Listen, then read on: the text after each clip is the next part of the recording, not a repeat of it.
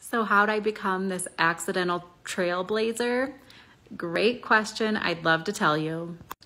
It's accidental because I didn't set out to do anything other than to take care of my family.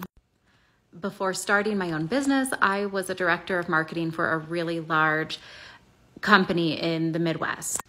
That company back then had been on a wage freeze for several years because of the housing crisis, the economic recession, and all of that.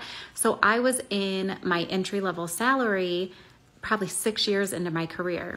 During that time, I had 2 kids, I got married, and not to mention, I did a really good job for the company and really brought new programs, specifically in digital and social, to the company that otherwise wasn't going to happen.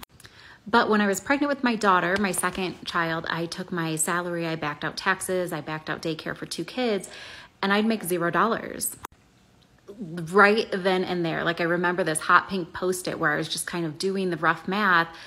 Right then, I realized there had to be a better way.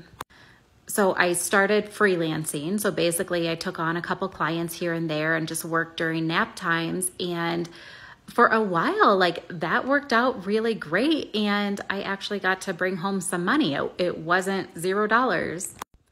It also gave me a lot of flexibility. So back then I worked mainly during nap times. I worked more nights and weekends, just more of a schedule as to when I could fit it in that worked with my family. And then I started getting enough clients that I could bring on a couple team members here and there.